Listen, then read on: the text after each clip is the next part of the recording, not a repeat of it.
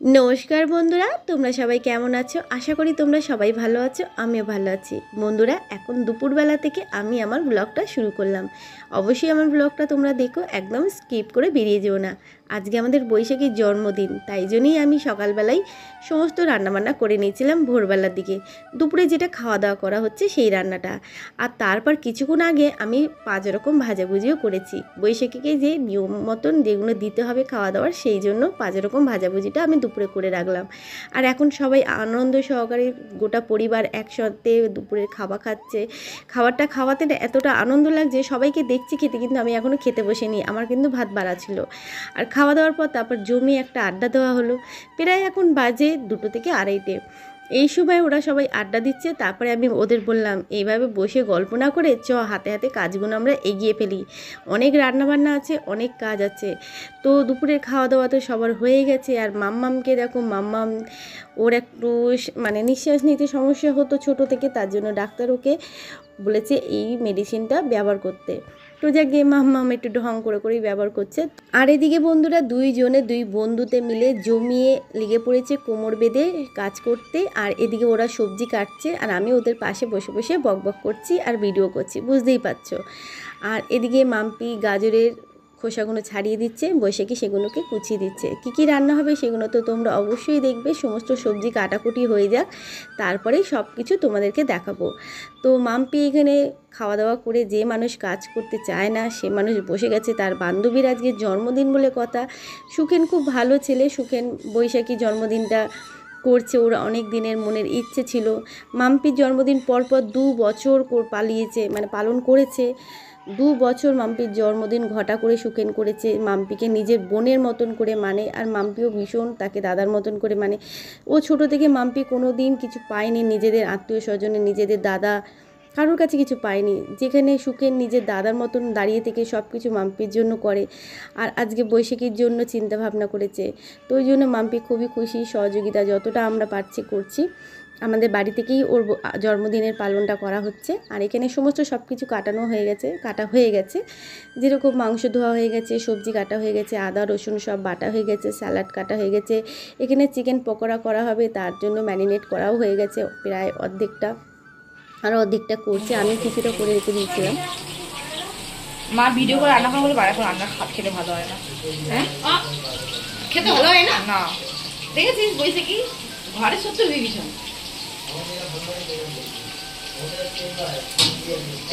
আমি যাই না দেখুন অল্প কাজ করুন দেবে ভিডিও করে তো বুঝিয়ে দেবো ফোন করে গেলে বড় কড়াই রান্না হচ্ছে একটু কিসে পেঁয়াজ ভাজবে দিয়ে দে তাড়াতাড়ি ভাজা হয়ে যাবে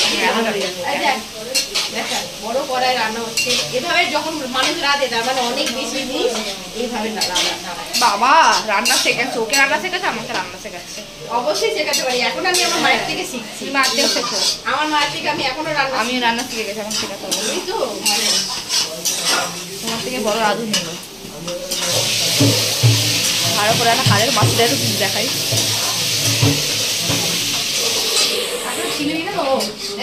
এখন না জল দে যখন নামাবি না তার আগে দিচ্ছি এ তারকারে এখনো চিড়ে দিচ্ছে এদিকে বন্ধুরা হাতে হাতে সমস্ত রান্না করা হয়ে গেছে একদম টাইমের মধ্যে 7টার মধ্যে সমস্ত রান্না হয়ে গেছে এখানে দেখো 1 গামলা রাইস করা হয়েছে আর এখানে 1 গামলা প্রায় আমি যেই গামলাটার মধ্যে ভাত করি সেইটা 1 গামলা প্রায় 3 কেজি এখানে মুরগির মাংস আছে চিকেন কষা করা হয়েছে আর 1 গামলা কিন্তু রাইস করা হচ্ছে আর এখানে হয়ে গেছে প্রায় আর তার সাথে করা হয়েছে আমের চাটনি আর এখানে এই দেখো চিকেন পকোড়া অর্ধেক ভাজা করা হয়েছে আর অর্ধেকটা ভাজা হবে আর এইদিকে যার বার্থডে সে এখন আইব্রো করছে আর আমার বোন তো পার্লারের সমস্ত কাজ করতে পারে যেহেতু ওদের পাড়া সবার ফেসিয়াল মাসাজ তারপর যাবো তো যা কিছু চুল কাটা আইব্রো করা সবই আমার বোন করে প্রচুর কাস্টমার ধরা আছে তো এখানে মাম্পি দেখো এই ড্রেসটা পরেছে রেড কালার জাম্পস্যুট এটা মেজে বোনই দিয়েছে ওকে খুবই সুন্দর আর এদিকে আমি রেডি হয়ে গেছি দেখো আমার এই শাড়ি পরা পোশাক হচ্ছে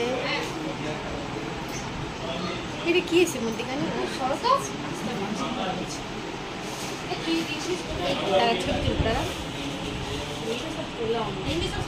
এরকম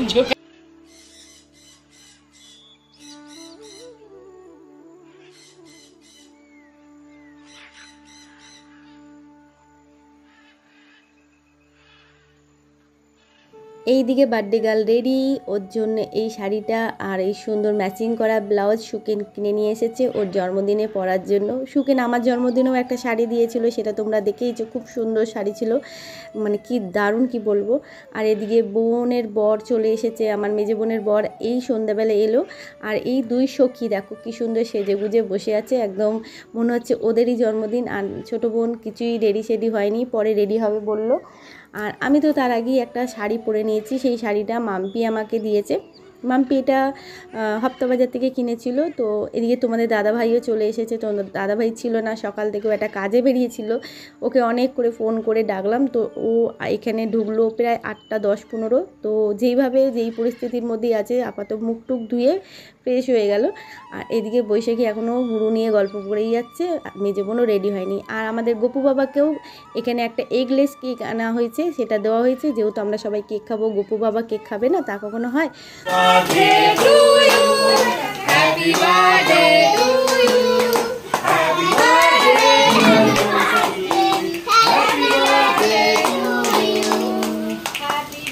হয়ে গেছে।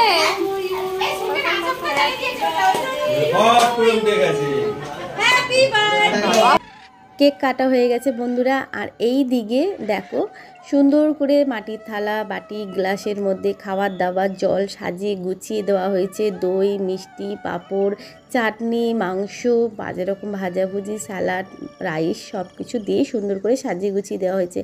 বৈশাখী অনেক ভালো মেয়ে, ওর মনের মধ্যে না হিংসা আছে না পাপ আছে। মাম্পির জন্য অনেক করেছে, কিন্তু নিজের জন্য অতটা হয়নি, তার জন্য ওর কোনো রাগ ক্ষোভ নেই। আর এদিকে সবাইকে কেক কেটে দেওয়া হচ্ছে, মজা করা হচ্ছে, দারুণ লাগছে। দেখতে থাকো, তোমরা সাথে থাকো। আমি ওকে দেবো সুযোগ সুযোগ পাই একটা জায়গা বসতে দাও। ঠিক আছে ঠিক আছে, তুই চিন্তা করিস না, আমি যেরকম বলছি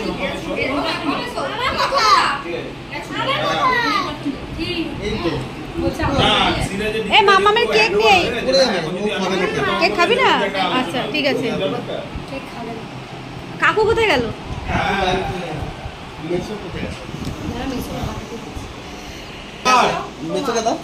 ওই তো মেশোরটা বার কর, কোল্ড ড্রিঙ্কস ঢুকে দিল।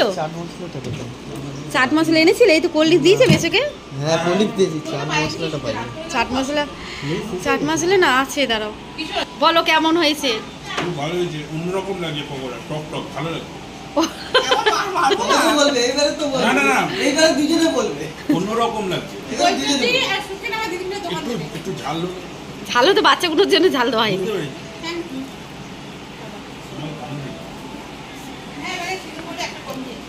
এই যা অনেক আছে, যা দাঁড়াও দাঁড়াও। এদিকে আমাকে সঞ্জয় আমার বোনের বোন আমাকে চিকেন পকোড়া খাইয়ে দিল।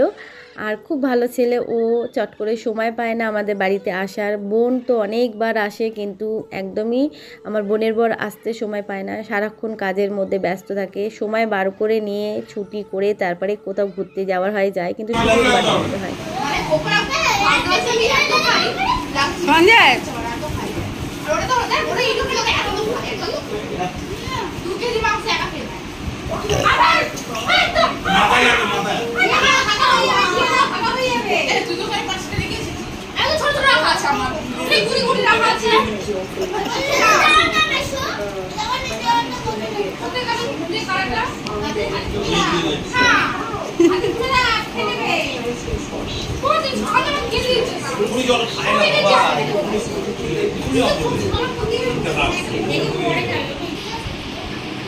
যে রিমোট দিয়ে মিউট করলাম, এখানেও মিউট হয়ে গেল।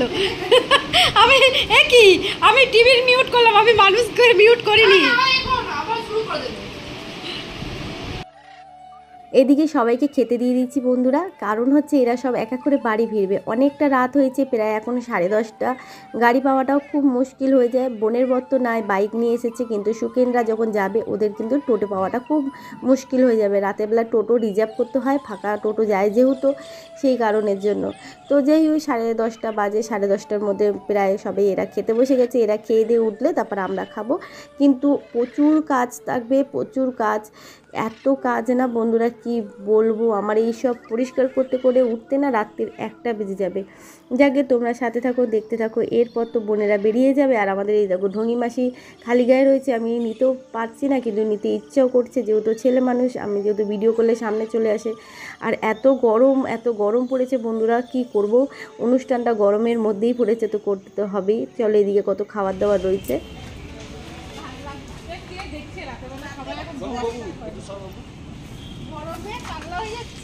হ্যাঁ আমা দিদি টাটা।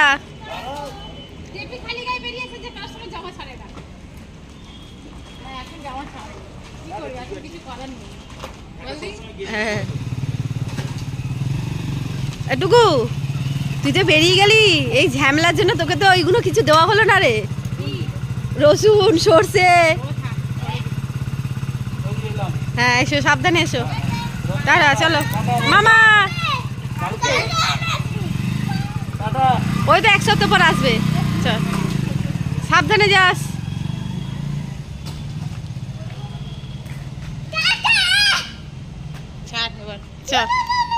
চলুন চলুন মাসিমা, বাড়ি চলুন, বাড়ি চলুন মাসিমা, বাড়ি চলুন।